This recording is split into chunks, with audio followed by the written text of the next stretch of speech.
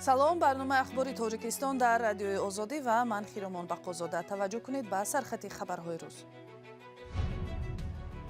чаро дар тоҷикистон қимати маводи хӯрокворӣ аз ҷумла маҳсулоти кишоварзии дохилӣ боло меравад? таъминкунандаи асосии фарз кардем орд, равған ё шакар ҳамон соҳибкоре ҳаст, ки ай ҳамон бозору монополия инҳисор карда гирифтааст. аз ҷанги Русия дар Украина 50 рӯз гузашт. иддаоҳо дар бораи ҷиноятҳои ҷангии сарбозони рус таҳқиқ мешавад. ҳар фард бахусус ғайринизомиён ҳуқуқи хосе дорад. мо бояд аз ҳуқуқи онҳо ҳимоят кунем. бояд барои маълум кардани воқеият исрор варзем. фаъолони маданӣ дар Бадахшон мегӯянд, ки таҳқиқи нооромиҳои соли гузашта ба кундӣ пеш меравад ва мехоҳанд ин масъала ҷиддӣ гирифта шавад. дар тоҷикистон афзоиши нархи маҳсулоти хӯрокворӣ, ки аз замони шурӯи ҷанги Русия алайҳи Украина оғоз шудааст, идома дорад.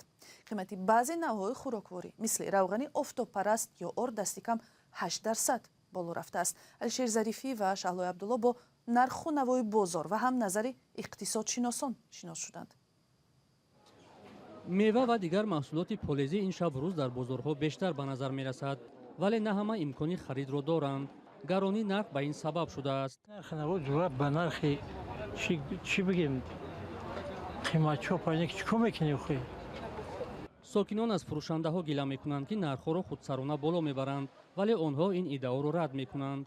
Болгория Ӯзбекистон анакунав ай хидмо мебуран насиб карда боша ай Хурған тепа нав шидеста и бодринг помидор и бодринг ҳамаш ай Хурған тепа маҳсулоти хидмо Тоҷикистон иншоалло насиб карда ина ай хидмо мебуря арзон мешава.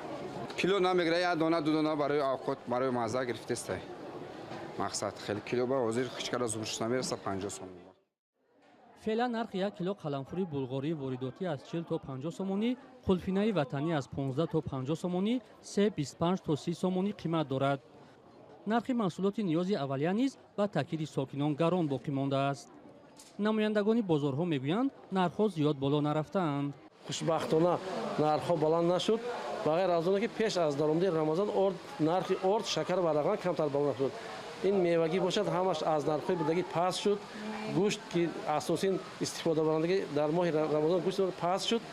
як се намуд маҳсулоте ки аз хориҷ ворид мешавад мева ин камтар қимат аст, ки сабаби асосиш ин аз хориҷ ворид мешаванд, аз Ӯзбекистон, аз Покистон камтар қимат мебошанд. на танҳо маҳсулоти озуқа, балки нархи сӯзишвориву либос низ афзоиш ёфтааст. ин соҳибкори тоҷик аз Туркия мол меорад. мегӯяд дар чанд моҳи ахир даромадаш 50% коҳиш ёфтааст. хайози нархҳо мақсад хеле қимат шудагиам нисбате ки пеш мисол як чиза 100 сум мегирифти ё 120 сум мегири 130 сум мегири.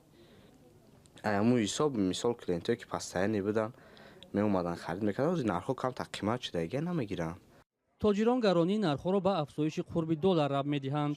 бозоршиносон бар ин назаранд, ки омилҳои муҳимтар мисли инҳисори бозор, набуди рақобати солим, истеҳсоли нокофии ватанӣ мебошад. инҷо на танҳо қурби $1 таъсири худро мегузорад, сунъӣ боло кардани нархҳо аз ҷониби тоҷирону соҳибкорон, яъне ба таври сунъӣ маҳсулоте ки дар хиди кишвари мо истеҳсол мешавад боло мебардоранд.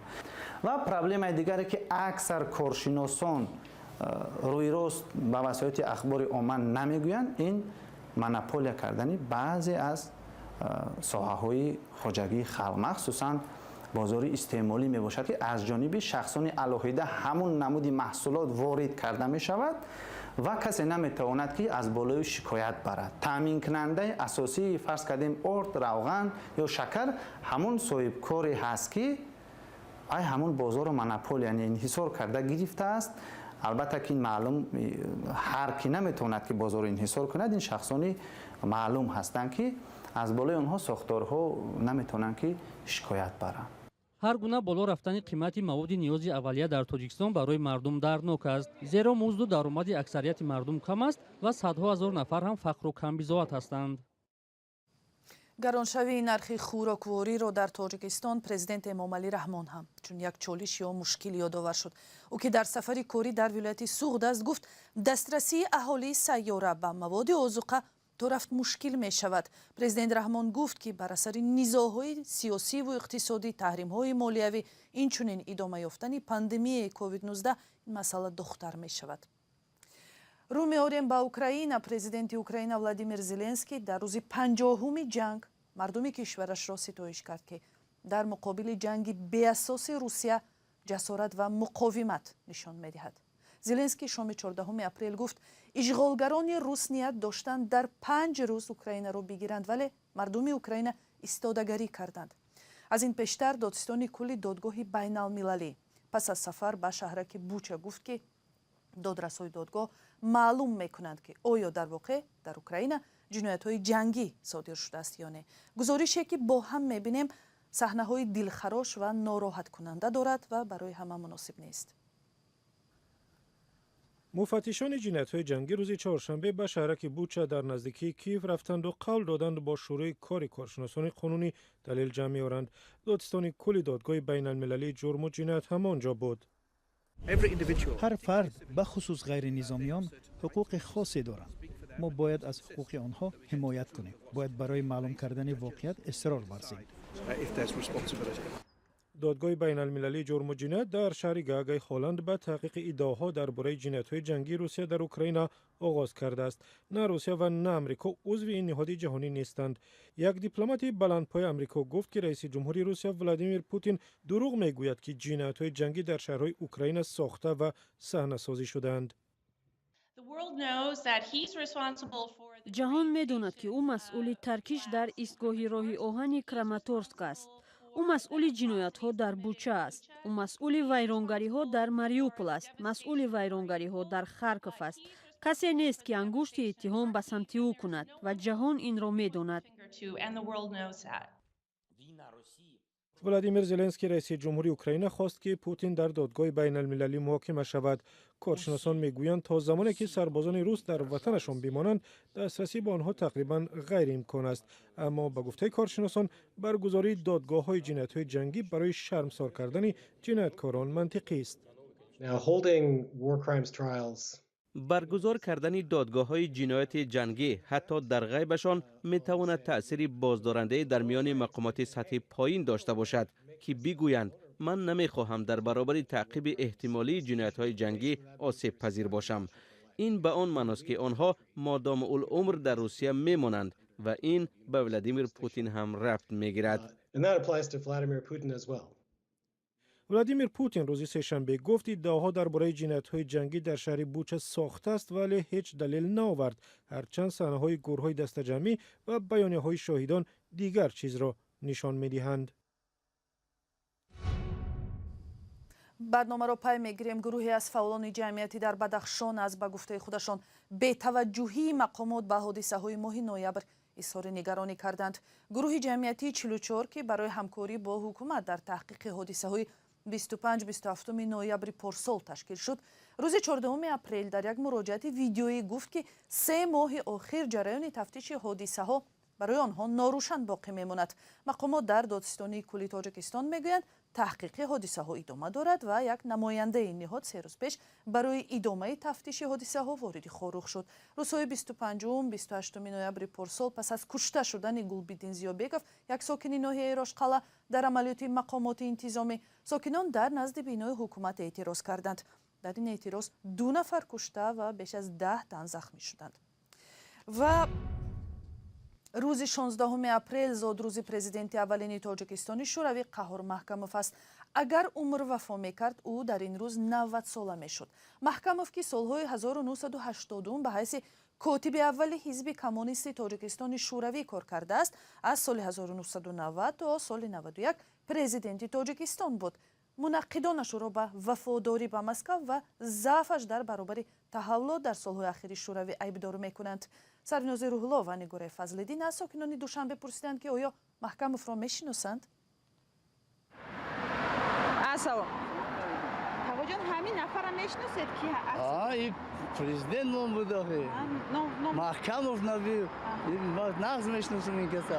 дар борашон медонед? одами хуб буд, меҳнатӣ буд, кор мекард. баъди ҷанҷолҳо ҳам мешинохтам шамам. не одами хуб буд. Хавр Макамович як инсони бузург будам. Ман ин қиса вақте ки раиси Госплани республика будам, ман вазори тандурусӣ кор мекардам, ман бисёр пешон мерафтам.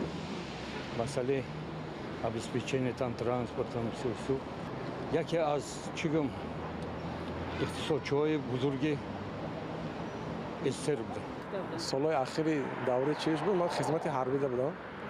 Ме дигар надорам. Баъди хизмат омадам. ин кадом сол буд? Солҳои хизмати рафтагӣ ман 91 93. аввалин президенти Тоҷикистон медонед ки буд? Хавр Махкамов медонам.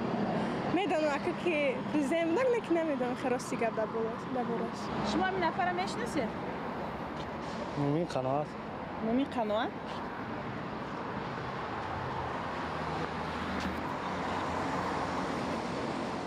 Хавр Махкамович президенти аввалини Тоҷикистон. дар борашон медонед шумо чизе? Чандон маълумот надорам. аввалин президенти Тоҷикистон медонед ки буд? ман ҳеҷ чиз гуфта наметавонам. аввалин президент ки буд дар Тоҷикистон? 15 апрел зод рӯзи Садриддин Айнӣ бунёдгузори адабиёти шӯравии тоҷик аст ки 144 сол пеш чашм ба дунё кушода буд. имрӯз ҳам дар дили Самарқанд рӯбарӯи майдони регистон ҳавлие ҷойгир шудааст ки дар он ин олим беш аз 30 сол зиндагӣ кардааст. ҳамкорам Фарзон Муҳаммадӣ дар идомаи сафарномаҳои Самарқандаш аз хонамузеи Садриддин Айнӣ дидан кард.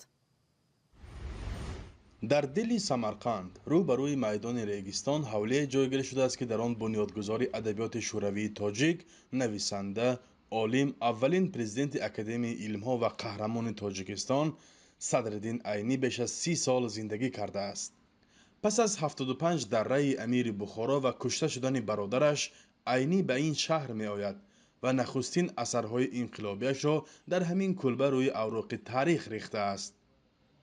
яке аз ҳамихин шогирдони устод Сароф Рашидов, шоири маъруфи ӯзбек, баъдтар раҳбари ҳукумати Ӯзбекистон дар давоми 24 сол ва республикаро сарварӣ кардаасту ва вақте ки Айнӣ олам мегузаранд ва ин хона бесои мемонад ва мегӯяд ки ин хона набояд гум шавад.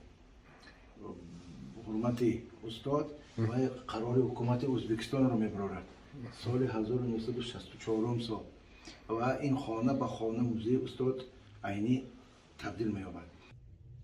аз рӯи тақвими ишоранамудаи Садриддин Айнӣ 10 майи соли 1954 охирин санаест ки ин адибу қаҳрамони халқи тоҷик дар ҳамин утоқ кор кардааст. ба гуфтаи ҳолдонҳо Айнӣ дар рӯи ин мизи кориаш 4 дафтари ёддоштҳоро навишта ва дафтари панҷумро шурӯъ намудааст. вале пас аз як моҳи он бар асари бемории илтиҳоби шуш дар душанбе мефалтад ва ин кор нотамом мемонад. пас аз пошхӯрии давлати шӯравӣ ва баъдтар бо сабаби бад шудани муносибатҳои Тоҷикистону Ӯзбекистон, бинобар аз эътибор дур мондан, ин ҳавлӣ тақрибан ба харобазор табдил меёбад. вале бо кӯшишу эҳтимоми рӯшанфикрону пайравони ин донишманди тоҷик дубора он ҷилои нав мегирад ва ҳоло зиёратгоҳи аҳли назар аст. бо ташаббуси президенти мо Шавкат Мирзиёев 1 миллиард сум маблағ ҷило карда шуд ва ин маблағ барои таъмири ин ҳавлӣ истифода бурда шуд. Садриддин Айнӣ 144 сол пеш рӯзи 15 апрел дар ноҳияи Ғиҷдувони вилояти ҳозираи Бухоро таваллуд шудааст. вай муаллифи даҳҳо асарҳои манзуму мансури таърихист ки дар нашриёти Тоҷикистон чанд сол пеш онро дар куллиёти 15 ҷилда мунташир карда буданд. моҳи сентябри соли 1998 бо фармони раиси ҷумҳури Тоҷикистон ба Садриддин Айнӣ унвони қаҳрамони Тоҷикистон дода шуд ва акси ӯ дар пули 5 сомонӣ ҷой гирифт. дар Ӯзбекистон ҳам ӯро ҳамчун саромади адабиёти навини ин кишвар мешиносанд. Фарзон Муҳаммадӣ, Радиои Озодӣ, шаҳри Самарқанд. ва хабару гузориш ва видеои бештарро дар вебсайти Радиои Озодӣ ва саҳифаҳои мо дар Facebook, Одноклассники ва Twitter пайдо кунед.